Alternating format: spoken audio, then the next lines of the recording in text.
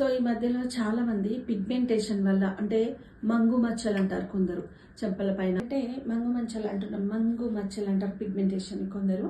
ఇవి చెంపల పైన, నుదురు పైన కొందరికి ఇదంతా ఫామ్ అవుతూ ఉంటుంది అనమాట. సో పిగ్మెంటేషన్ ఎందుకు వస్తుంది? ఫస్ట్ ఆఫ్ ఆల్ అంటే హార్మోనల్ ఇన్బ్యాలెన్స్ వల్ల వస్తుంది.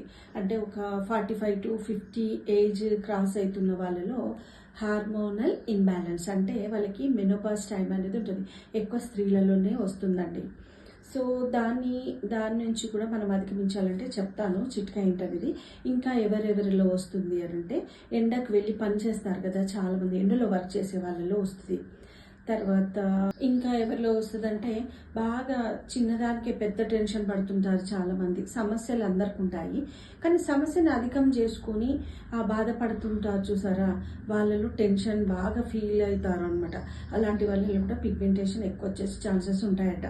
సో అలాంటి వాళ్ళకు ఈరోజు ఒక చిన్న చిట్కా మీకోసం చెప్తాను.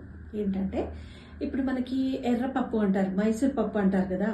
సో ఆ మైసూర్ పప్పుని మనం ఒక 10-15 ఐస్ క్యూబ్స్ తీసుకొని ఒక బాణలి పెట్టేసి అందులో ఈ ఐస్ క్యూబ్స్ 10-15 వేసి అందులో ఒక 4 స్పూన్ల మైసూర్ పప్పు వేసి ఉడికించాలంట. స్టవ్ మీద పెట్టి ఉడికించాలి.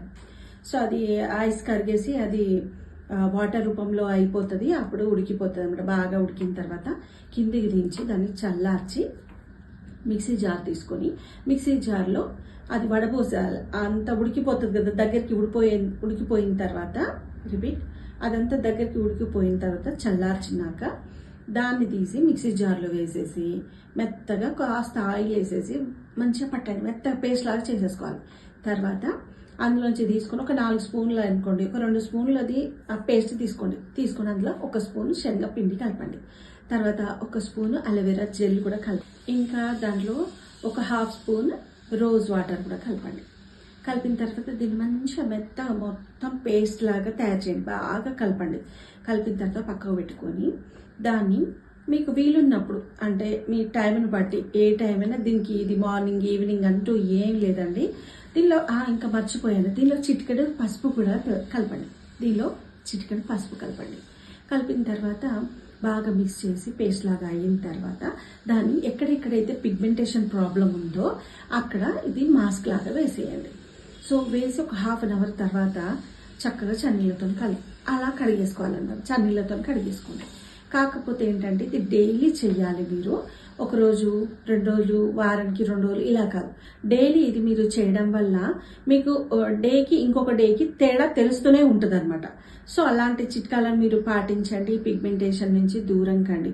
సో అది పెద్ద సమస్య కాదండి, కాకపోతే చూడ్డానికి బాగోదు కాబట్టి అది పెద్ద సమస్యలాగా చాలా మంది ఫీల్ అవుతుంటారనమాట. సో ఇలాంటి రెమెడీస్ని మీరు వాడుతూ చేస్తూ వంటింటే ఆరోగ్యశాల అని చెప్తున్నాను కదా ప్రతిసారి. సో మీరు ఈ చిన్న చిట్కా కోసం ఎక్కడికో వెళ్ళి డబ్బులు వెచ్చించి మెడికల్ షాప్లో అది ఇది తెచ్చుకొని అలాంటి క్రీమ్లు రుద్దమాకండి. ఎందుకంటే డబ్బులు ఊరికే రావు కదా. సో ఇలాంటి వీడియోస్కి చూస్తూనే ఉండండి. సబ్స్క్రైబ్ చేయని వాళ్ళు సబ్స్క్రైబ్ చేసుకోండి.